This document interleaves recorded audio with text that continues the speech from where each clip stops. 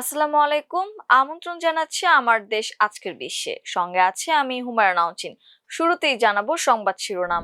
Melania ও Baron ট্রাম্পকে হত্যার পরিকল্পনা, ইরানের ভিডিও প্রকাশ। চাপের মুখে পিছু হটছেন শুভেন্দু অধিকারী। তুরস্ককে F-35 দেওয়া নিয়ে নেতানিয়াহুর আপত্তি উড়িয়ে দিলেন ট্রাম্প। কাশ্মীরের পাঠাগারে অভিযান চালাচ্ছে ভারত। ইরান যুদ্ধে এ পর্যন্ত নিহত 18, আহত 624 মার্কিন সেনা, জানালো পেন্টাগন। শুনছিলেন সংবাদ শিরোনাম, এবারে বিস্তারিত।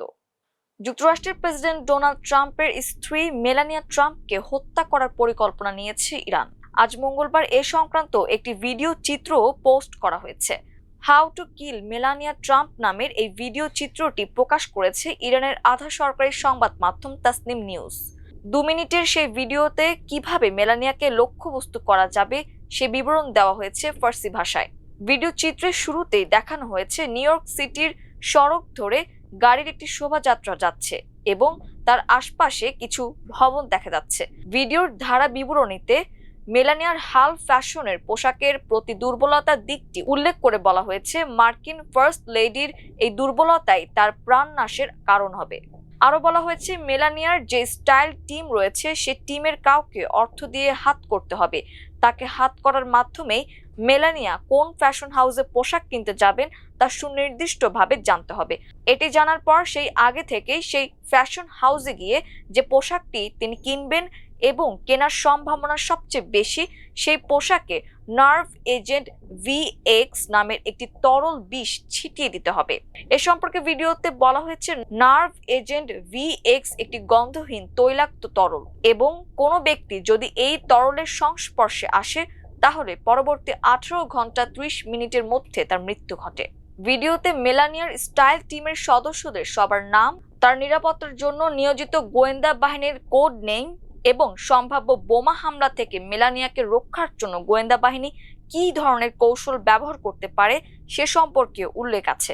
ভিডিওর শেষ পর্যায়ে ট্রাম্প মেলানিয়া দম্পতির ছেলে ব্যারন ট্রাম্পকে হুমকি দিয়ে বলা হয়েছে, এটা মাত্র শুরু। ব্যারন ট্রাম্প, আমাদের জন্য অপেক্ষা করো। এদিকে মেলানিয়া ট্রাম্পের নিরাপত্তায় নিয়োজিত গোয়েন্দা বাহিনী মার্কিন সাময়িকী নিউজ উইকের কাছে স্বীকার করেছে যে তারা ভিডিওটি পেয়েছে এবং দেখেছে। বর্তমানে ভিডিওটির পর্যালোচনা চলছে বলে জানিয়েছেন মেলানিয়ার নিরাপত্তা টিমের সদস্যরা। প্রশ্নপত্র ফাঁসের প্রতিবাদে বিক্ষোভকারীদের বিরুদ্ধে দায়ের করা মামলা প্রত্যাহারের পথে হাঁটতে পারে পশ্চিমবঙ্গের বিজেপি সরকার। আসাম ও বিহার সরকার ইতোমধ্যে এ ধরনের সব মামলা প্রত্যাহারের ঘোষণা দেওয়ার পর এবার পশ্চিমবঙ্গেও একই ধরনের প্রজ্ঞাপন জারি হতে পারে বলে রাজ্য সচিবালয়ের উচ্চ পদস্থ সূত্রে জানা গেছে। এরই মধ্যে আসাম ও বিহার সরকার পৃথক প্রজ্ঞাপনের মাধ্যমে শুক্রবারের বিক্ষোভে অংশ নেওয়া আন্দোলনকারীদের বিরুদ্ধে দায়ের করা সব মামলা প্রত্যাহারের ঘোষণা দেয়। তবে পশ্চিমবঙ্গ সরকার এখনো আনুষ্ঠানিক সিদ্ধান্ত জানায়নি, যদিও সচিবালয়ের সূত্র বলছে সোমবারই এ বিষয়ে প্রজ্ঞাপন জারি হতে পারে। এদিকে সোমবার জলপাইগুড়ির এক সমাবেশে মুখ্যমন্ত্রী শুভেন্দু অধিকারী দলীয় নেতাকর্মীদের তথাকথিত টুকরে টুকরে গ্যাংয়ের বিরুদ্ধে সতর্ক থাকার আহ্বান জানান। শুক্রবারের সহিংসতার ঘটনায় কলকাতার হেয়ার স্ট্রিট ও এন্টালি থানায় মোট 7টি মামলা দায়ের করা হয়েছে।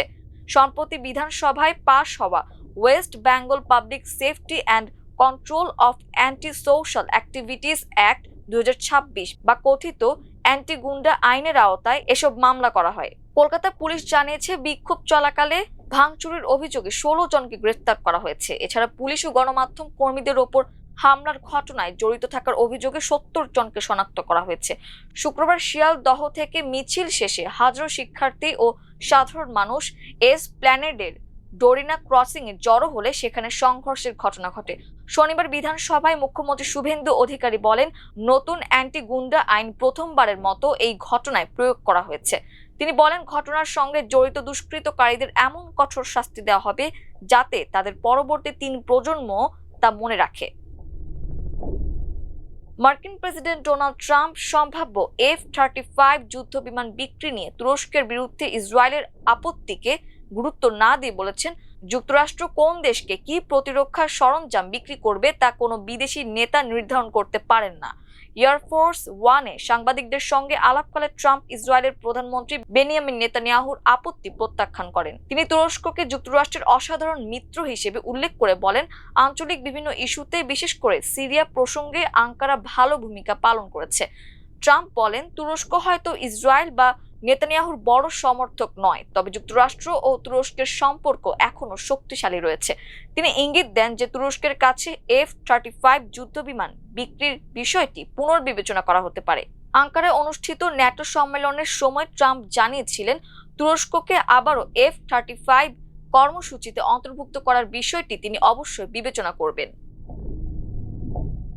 ভারত নিয়ন্ত্রিত কাশ্মীরের সব সরকারি পাঠাগার ও শিক্ষা প্রতিষ্ঠানে বই এবং ডিজিটাল আর্কাইভে একযোগে অভিযান ও পর্যালোচনার নির্দেশ দিয়েছে রাজ্য প্রশাসন। রাষ্ট্রবিরোধী বা সন্ত্রাসবাদকে উস্কে দেয় এমন বই চিহ্নিত করে তা বাজেয়াপ্ত করতে এই ব্যবস্থা নেওয়া হয়েছে। ভারতের কেন্দ্র সরকারের এমন পদক্ষেপে তীব্র প্রতিবাদ জানিয়েছেন স্থানীয় শিক্ষক, গবেষক ও সাধারণ বাসিন্দারা। তাদের মতে এই ব্যবস্থার মাধ্যমে কাশ্মীরের একাডেমিক স্বাধীনতা ও ইতিহাসকে পুরোপুরি ধ্বংস করা হচ্ছে। সম্প্রতি নয়াদিল্লি নিযুক্ত জম্মু ও কাশ্মীর প্রশাসন একটি নির্দেশ জারি করেছে। তাতে বলা হয়েছে, পাঠাগার ও শিক্ষা প্রতিষ্ঠানগুলোতে থাকা সব বই, সাময়িকী, রেফারেন্স বই ও ডিজিটাল উপাদানের পূর্ণাঙ্গ তালিকা অডিট করা হবে। নির্দেশনায় স্পষ্ট বলা হয়েছে, ভারত রাষ্ট্রের সার্বভৌমত্ব, ঐক্য ও অখণ্ডতার বিরুদ্ধে যায় কিংবা বিচ্ছিন্নতাবাদ, সহিংসতা বা চরমপন্থাকে উৎসাহিত করে এমন কোনো বই বা তথ্য উপাদান সংগ্রহ, বিতরণ বা রাখা যাবে না। মূলত ক্ষমতাসীন দল বিজেপির কয়েকজন নেতার আপত্তির পর এই মহাজোরসে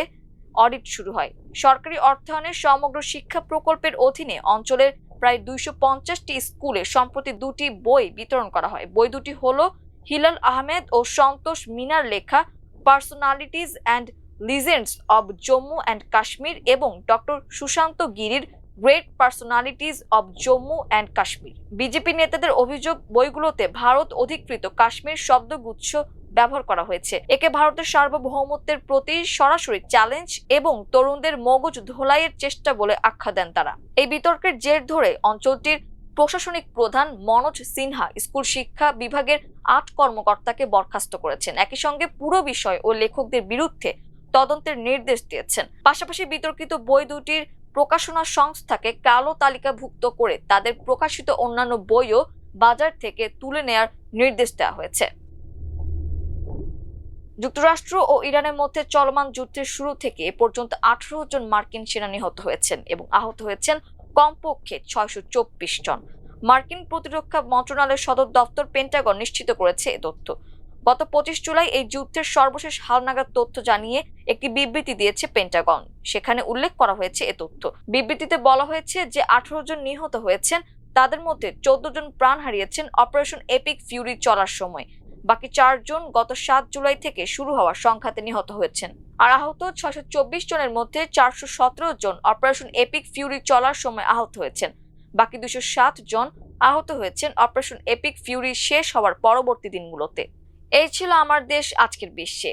এতক্ষণ আমাদের সঙ্গে থাকার জন্য অসংখ্য ধন্যবাদ। আল্লাহ হাফেজ।